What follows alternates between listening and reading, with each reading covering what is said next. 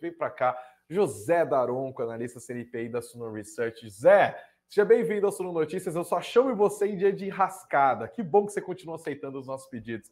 Boa noite para você. Tudo bem por aí?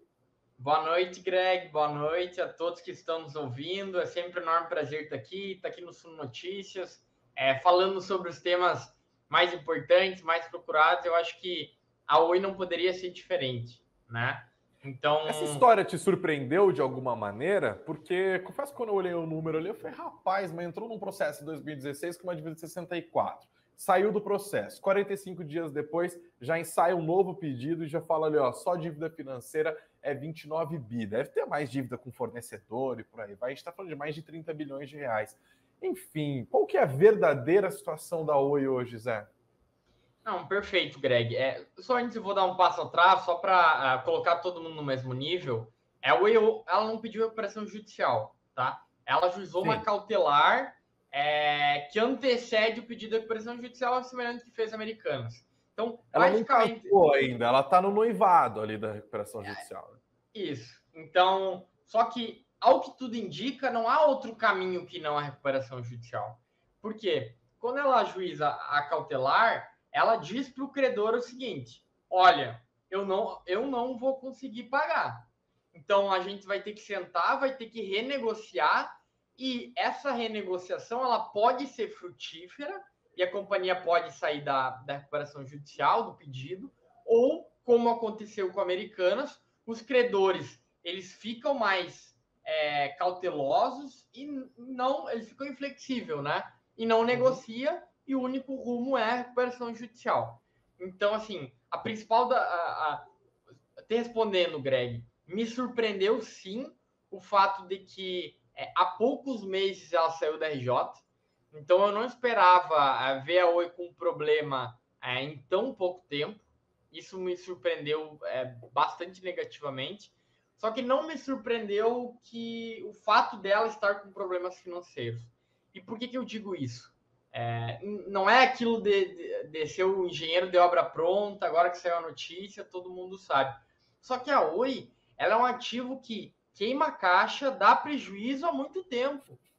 E a Oi, ela queima a caixa, dá prejuízo e ela está alavancada desde que saiu da recuperação judicial.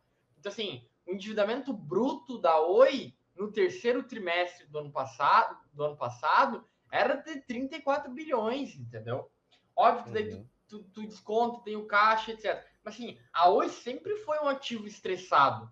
Não é nenhuma novidade, uma surpresa, é que os analistas pegou os acionistas, os analistas uma surpresa de ver a Oi alavancada, queimando caixa, no prejuízo. Não, isso é um fato normal. A grande questão, Greg, eu acho que esse é um ponto importante que muita gente se pergunta, né? A gente viu Americanas, uma das principais varejistas do país, em termos de receita, está entre as 10 maiores, pedindo recuperação judicial. Agora vem a Oi, muita gente até perguntando a Ambev. A Ambev está muito longe disso, tá? Só fazendo um parênteses aqui. A Ambev sempre foi uma empresa que gera caixa. A Ambev sempre foi uma empresa que dá lucro. Uma empresa muito lucrativa, muito diferente da Americanas da Oi. A Americanas, ela sempre queimou caixa. Tanto é verdade que ela sempre teve que fazer follow-on porque ela queimava caixa. Só que ela dizia que queimava a caixa para crescer. E a gente viu que tinha um buraco mais embaixo. Né? A Oi, ela queimava a caixa, dava prejuízo. E eu acho que isso é importante também, Greg, a gente falar que ela está num setor muito competitivo. Né? Ela não está num setor que ela nada de braçada, em que a rentabilidade é muito alta. Ao contrário, o setor de telecom é muito competitivo. Ela está competindo com players como a Vivo, por exemplo, que vale mais de 65 bilhões. Então, são players capitalizados, são players que são agressivos em preço, é um setor competitivo. Então, quando a gente olha para a Oi, ela entrou em recuperação judicial em 2016 e ela tinha ativos valiosos, né? Ela tinha as torres, ela tinha data centers, ela tinha o imóvel, que é o que a gente chama do filé, né? O filé, a Oi comeu, né? Ficou algumas partes não tão boas. Então. Agora vai fazer o quê, né? Isso é importante, porque O processo de recuperação judicial é um processo de... Só para contextualizar um pouco melhor, eu sei que você também é advogado, então, por favor, se eu falar bobagem, me corrija com prontidão ali. É uma maneira da empresa se proteger dos credores, né? Basicamente, o credor não pode cobrar as dívidas que foram constituídas ali, e essas dívidas vão ter que ser aprovadas dentro de um plano de recuperação judicial que a empresa apresenta à justiça, e essa relação passa a ser intermediada ali para um juiz designado, né? É um processo que é longo, que é moroso e que também complica a vida da empresa, porque a grana tende a secar. Quem que vai prestar dinheiro para uma empresa que está em recuperação judicial? Ainda assim, é um processo de vão-se os anéis, ficam-se os dedos, né? Você tira a gordurinha ali, você pega outras empresas, não estou falando da Americanas hoje, talvez vai vender Natural da Terra, vai vender aqui e acolá.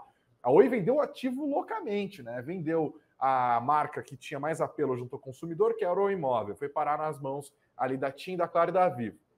Vendeu sites de infraestrutura, vendeu inclusive, né? Ela focou nesse core business de fibra. Como que chama isso? De fibra ótica, mas mesmo assim, parte dessas operações foram parar em fundos do BTG Pactual, inclusive, né? Eles fizeram de tudo para levantar a grana para sair daquela situação. E ainda assim não chegaram a acordos suficientes com aqueles credores, né? Ainda assim, isso que me surpreende. Como que você pode encerrar uma recuperação judicial e 45 dias depois entrar em outra? Eu fico pensando se faz sentido isso, assim. Vai entrar em recuperação judicial para negociar o quê? O que eles ainda têm para vender? Qual que é a capacidade de geração de caixa que eles vão ter a partir de agora, que eles já não tiveram ao longo dos últimos tempos? Qual que é a capacidade dos credores recuperarem essas dívidas que estão sendo roladas aqui e acolá? E antes da gente entrar no ar, você trouxe um ponto muito importante, que é essa Selic de 13,75%. Né? A gente tem uma situação macroeconômica de incertezas fiscais, de incertezas políticas, que estão empurrando o Banco Central para uma postura mais firme. A gente falou sobre isso aqui na nossa live ontem com o Gustavo Sung, nosso colega aqui da Suno. O nosso Banco Central manteve a Selic nesse nível, que é um nível bem restritivo. E aí a gente está falando de uma empresa com baixa capacidade de geração de caixa, com poucos ativos para vender, que tem uma dívida que vai ficando cada vez mais cara, porque o juro que incide sobre isso é um juro extremamente alto. E eu vou trazer a palavra para cá. Dá para falar em risco de falência da Oi, olhando para todos esses pontos? E se você quiser comentar algum deles em especial ou corrigir qualquer coisa, por favor, fique livre. Não, perfeito, Greg. Começando pelo final, sim, existe o risco do juízo na recuperação judicial decretar a falência da empresa, tá? Decretar que ela não tem capacidade, não é sustentável o modelo de negócio e decretar o seu fim, tá? É uma possibilidade. No geral, isso se evita muito, tá? Principalmente porque a Oi é uma companhia grande, é uma companhia que emprega muita gente e o impacto na economia é muito nefasto. Às vezes a gente pensa no impacto direto, né? O trabalhador lá da Oi, mas tem muito impacto indireto. A Oi paga muito imposto, a Oi tem vários fornecedores, esses fornecedores eles têm clientes, então é toda a cadeia que vai sendo afetada, tá? Uhum. Então, no final tem um risco sim de falência, tá? E sempre teve. Falando um pouco sobre o macro, eu vejo muitas pessoas, e até que estão nos assistindo, eles nos perguntam por que num tão curto prazo de tempo, duas grandes empresas ameaçam, a Americanas entrou em recuperação, a Oi se avizinha à recuperação judicial. Então, por que isso mudou? A questão ela é muito simples. Os juros ele subiu muito. Ele deve ficar alto por mais tempo. E quando a gente olha para as projeções do mercado, quando a gente olha para as projeções das empresas, é verdade que muita gente não estava preparado para os juros nesse nível, tá? Então, faço uma analogia para ficar simples aqui. Tu só vê quem está nadando pelado quando a água desce, né? Então, a água desceu e tu viu quem estava mais alavancado. Quem tinha um modelo de negócio mais frágil, né? O varejo tem margens mais baixas, a mesma coisa com o telecom. Então, assim, é um setor complexo e a empresa ela estava num momento muito difícil. Então, quando a gente pega a Oi, ela não tem um grande acionista, um acionista referente que tenha 30% da empresa. Ela Sim. tem modelo, uma governança que é muito pulverizada. Isso é muito ruim, porque não tem um sócio lá atrás, um dono, que bata no peito e diga, eu sou o dono da Oi, eu estou analisando a Oi para o futuro, etc. É uma corporation, muitos dos acionistas do passado não estão mais na empresa, jogaram a toalha. Então, assim, é um modelo complexo, é um setor complexo, é uma empresa alavancada, tá? Eu acho que... Eu até fiz uma thread no meu Instagram sobre a Oi, e segundo a notícia de alguns jornais, a Oi tem um pagamento para fazer, uma amortização da dívida no próximo dia 5 de fevereiro, tá? Por isso que ela ajuizou a cautelar. Por quê? Veja bem, ela tem esse, salvo engano, são 600 milhões para pagar no dia 5 de fevereiro. Se ela não pagar esse valor, todo o endividamento dela, que tem um vencimento mais longo, é antecipado. Então, ela automaticamente tem que entrar em RJ. Deixa eu só entender aqui. Eu tenho dívida para vender, para vencer, agora dia 5. Ou várias dívidas, uma parcela. Acho que são... pagamento de debenturista, se eu não me engano. Eu lembro de ter visto isso. Acho que é isso, né? Aí chegou no dia 5, não vou conseguir pagar essa dívida que eu emiti lá atrás. Aí, as pessoas que têm essas dívidas, eu meio que violo uma cláusula, ou na verdade está previsto uma cláusula, né? E aí eles podem falar, então eu vou executar antecipadamente todos os vencimentos. É isso? E aí, de repente, uma dívida de 600 mil vira 29 bilhões de reais. É isso ou eu estou entendendo? Isso mesmo. Exatamente. Então, porque quando a gente fala de endividamento, a gente está falando de uma dívida que, em geral, é mais longa, né? Então, tem prazo médio de 3, 4, 5 anos. Só que vai tendo os vencimentos, sejam o pagamento de juros ou o principal, né? E aí, a empresa faz esse processo que é ajuizar essa cautelar para impedir que no dia 5, de fato, essas dívidas sejam cobradas. Foi isso que a Americanas fez também, é isso que a Oi está fazendo. Chegou nessa situação, Daronco, você como advogado, inclusive, existe alguma possibilidade, tipo real, né? Possibilidade conjectural, óbvio que sim, mas qual que é a porcentagem de chance de chegar nesse ponto e não pedir recuperação judicial? Eu diria que baixíssima, tá, Greg? Vou te dizer o porquê. Porque como é que acontece? A Oi, ela tem o caixa, que garante a operação, né? Porque toda empresa, ela precisa ter dinheiro para pagar o funcionário, para pagar o fornecedor, para fazer a empresa girar. Então, se tu tem um vencimento antecipado das dívidas, no outro dia, você sabe como é que são os bancos, ele vai travar todas as suas contas. Então, assim, se a Oi tem uma dívida com o BTG Pactual, ficou conhecido lá na Americanas, de 2 bilhões. Só que esses 2 bilhões vencem em 10 anos. E ela tem 2 bilhões em caixa, ela não pagou 100 milhões de juros, o banco vai declarar o vencimento antecipado, puxar os 2 bilhões para hoje e pegar a conta. Sim. Então, a companhia ela fica à mercê, ela não consegue operar. Então, acho que a melhor coisa aí é vender Oi e comprar BTG porque tá saindo de um problema. É verdade, né? Brigar com o banco, a gente sabe que não é. Mas em geral os dois perdem, tá, Greg? Então, assim, em geral, eu acho que é importante a gente falar isso, porque a gente acredita. A recuperação judicial, chegou o ponto para a recuperação judicial, não é bom para ninguém. Então, assim, não é bom para os bancos. Os bancos, eles também perdem.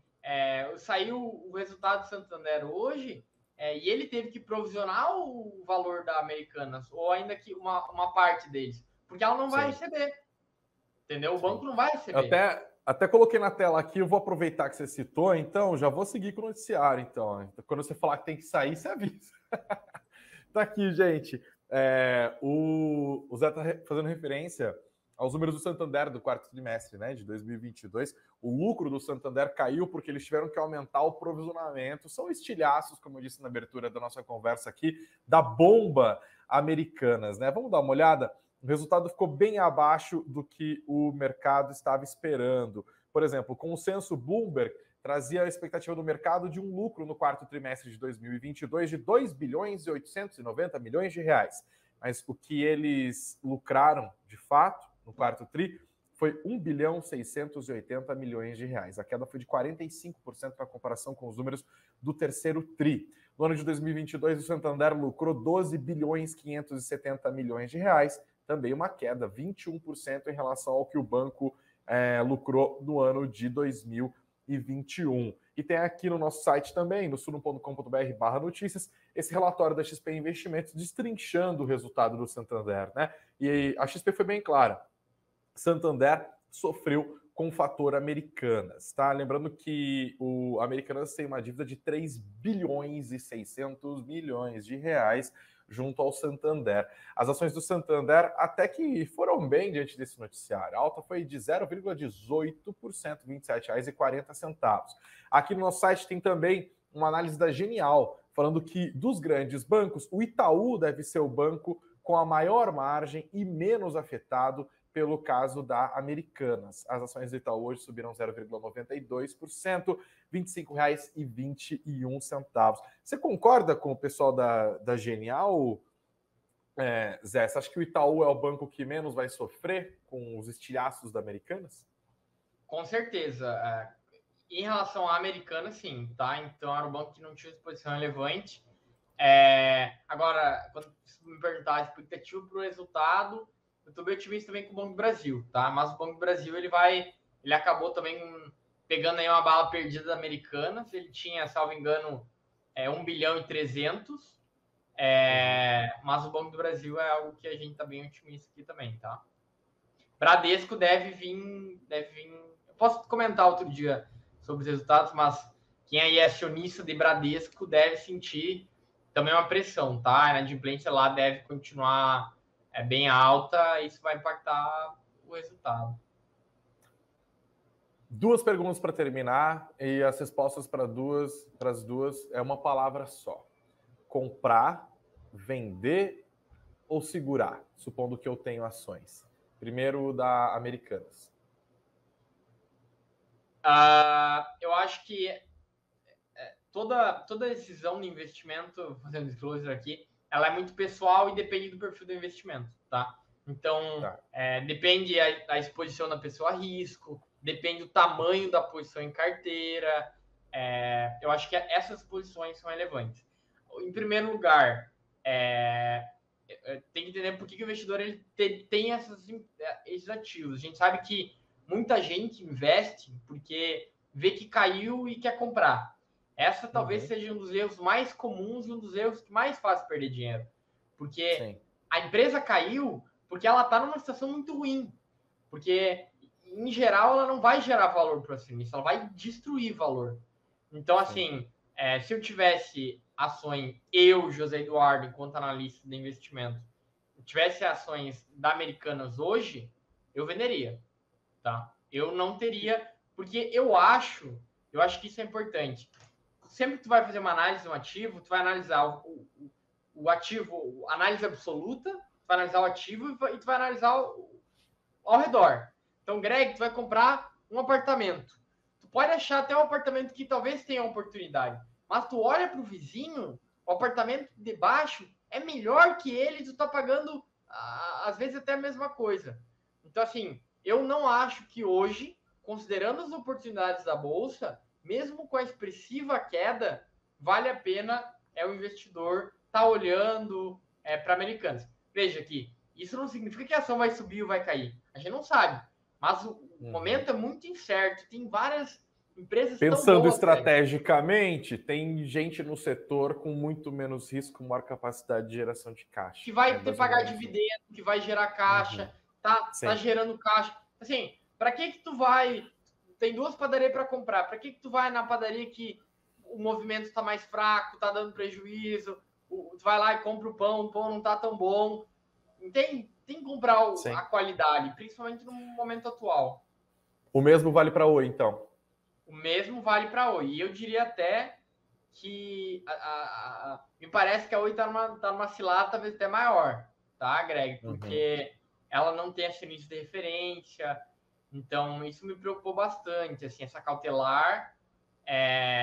Eu acho que tem que esperar, mas eu recomendaria o investidor ficar de fora, tá? Ou e se já tem, no mínimo, não comprar mais. Tá aí, José Daronco, analista CNPI da Suno Research. Zé, obrigado, viu, por nos socorrer nesses dias emocionantes, assim. Venha logo na próxima vez. Espero que num dia mais calmo, mas eu não prometo mais nada. Esse país aqui não permite. Perfeito, Greg. Sempre um enorme prazer estar aqui, falando contigo, com a sua audiência. Espero voltar. Espero falar em boas notícias, né? Trazer a empresa dando lucro e não essas decepções. Mas dura que notícia ruim dá mais audiência, aí não tem muito o que fazer. Zé, brigadão, viu? E não se esqueça de olhar o link que está na descrição do nosso vídeo aqui.